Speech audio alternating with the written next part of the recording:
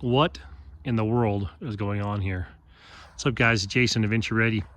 Just checking on some progress. I'm sorry I didn't film this portion today. It was just like get shit done day. If I filmed everything I did in my life, we'd be 10 times more content on there, way far behind. But so basically this is the pole barn I've been talking about to build on the shipping container workshop. So or garage, we're gonna call it. So we're gonna build off of both sides of this.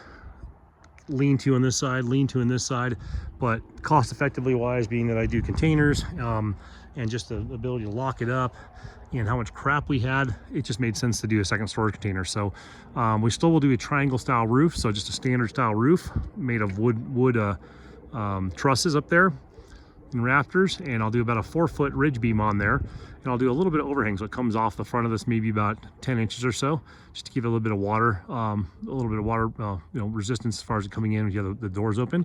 And I'll also make it to where this is all enclosed, obviously metal roof can catch the water, but we'll also have area up there to basically store if you want to go balls to the wall and have even more crap that we store. But anyway, it'll give you like a conventional attic space you'd have in like a typical garage or house. So but yeah, so we went with this instead of the lean-to on this side, but on this side we kept with a pole barn type style. So we're doing a 30-foot by 16-foot, well, 30-foot by 15 and a half, 16-foot eaves. So we'll have about a 6-inch overhang on there for our little eaves and for our roof line.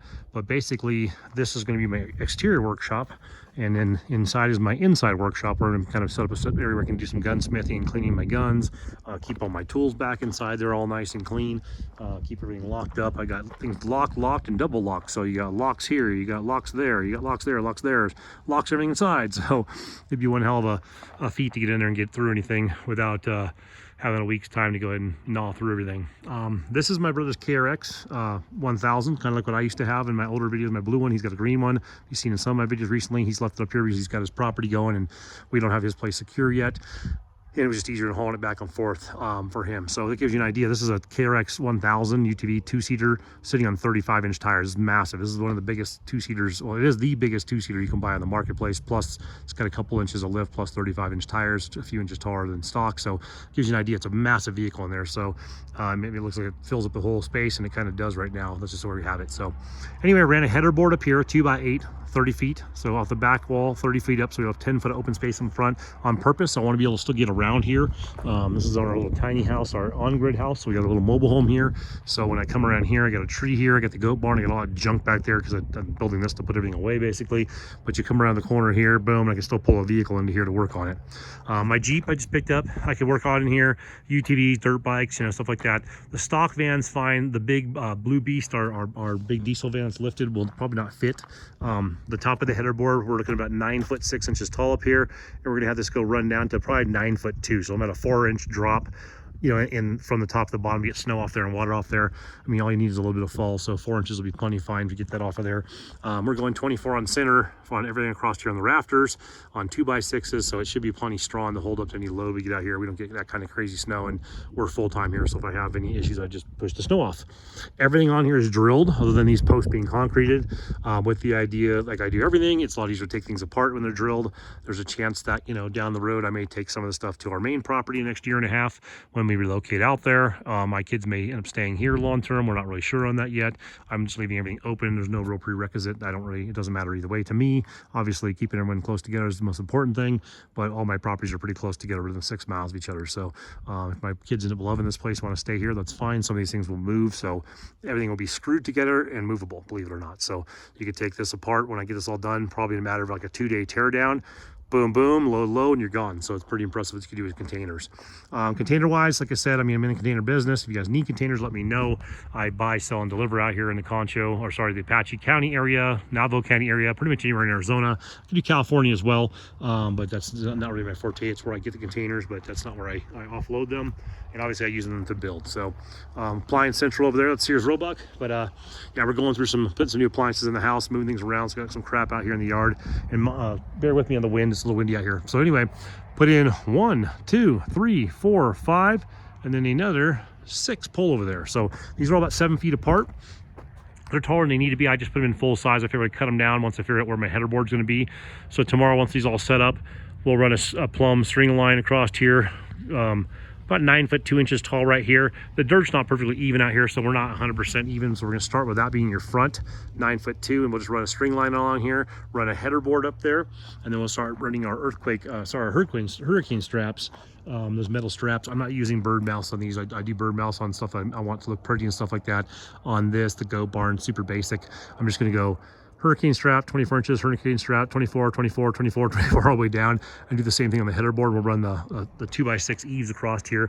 We'll tie the back eave in here, just with some support. This is 7 foot out, 7 foot out, 7 foot out, 7 foot out, 7 foot out, 7 foot out. The reason I did that is because I'm using 8 foot 2x4s and I can trim them down. That seems like a waste of wood to some people, but my ability to get a post in the ground and trip over that string while I'm talking to you, my ability to get a post in the ground exactly at splitting 8 foot pieces is almost nil. So I don't even try and bother with that. I'd rather waste a little bit of wood and know that I have overhang. So we'll be doing, like I said, a wood set of rafters across here, and then we'll do a metal corrugated roof along this whole thing.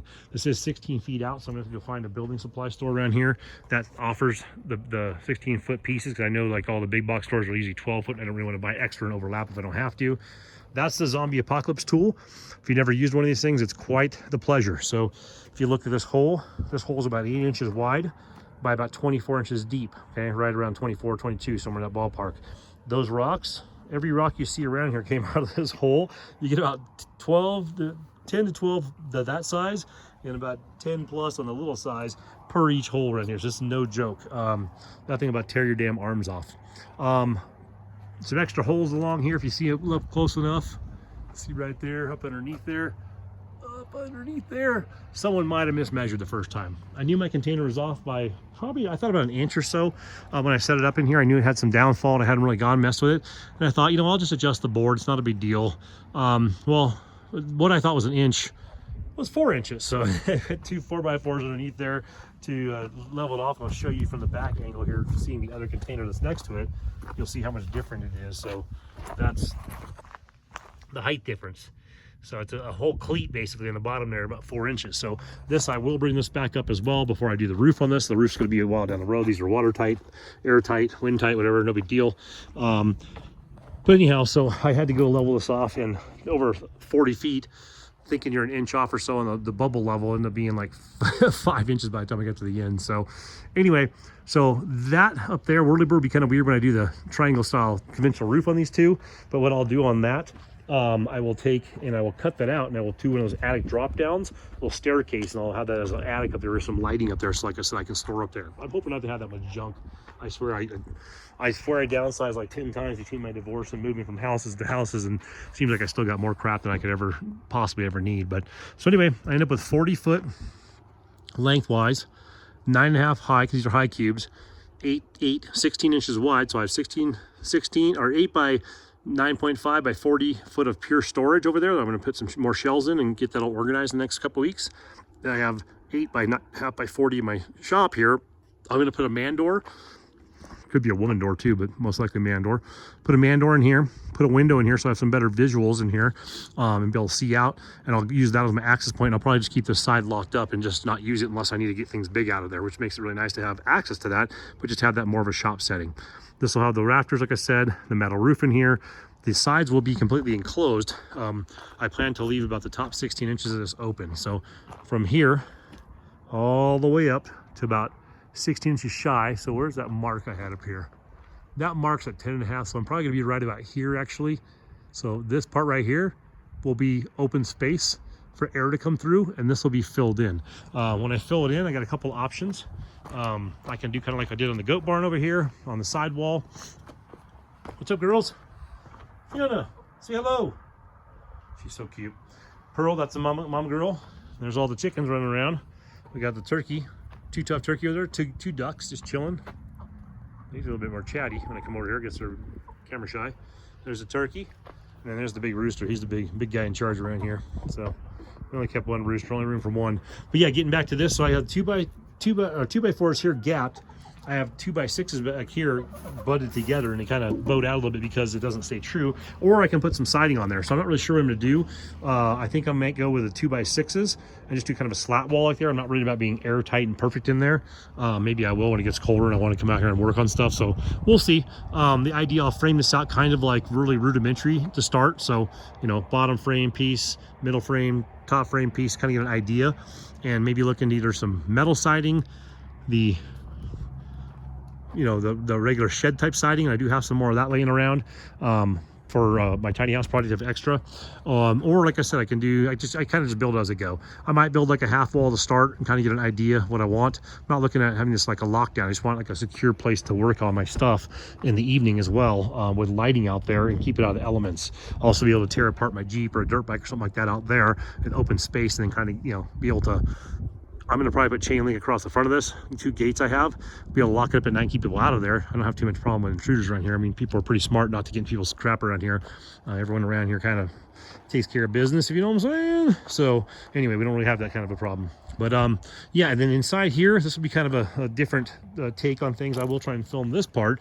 I'm thinking about doing a dry pour concrete floor in here, so maybe do like a 4-inch thick dry pour concrete. That's a lot of concrete, but if I go get quotes for a few $1,000, and I'm just not into, you know, that's part of why I know how to build stuff, is because I'm too cheap to and too frugal just to spend that kind of money. So I mean, working on a motorcycle, some of that, I mean, I'm not professionally trained, not professionally trained on, you know, working on a car, not professionally trained on, you know, other than plumbing. It's the only thing I was professionally trained on because my uncle owned a plumbing business. But everything else you see me doing is just something I figured out on my own by trial and error, or, you know, got with some old timer or a family member or a friend that was willing to show me how to do something, and I just absorbed that knowledge. So I do that because it's just not, you know, within my, I don't know, even if I had the money, and when I made a ton of money, I had no desire to spend my money that way. I like to just stretch it as much as I can and get as much bang for the buck. So anyway, so dry pour, I made you dry pour concrete in here right up to the edge line of these things, like so.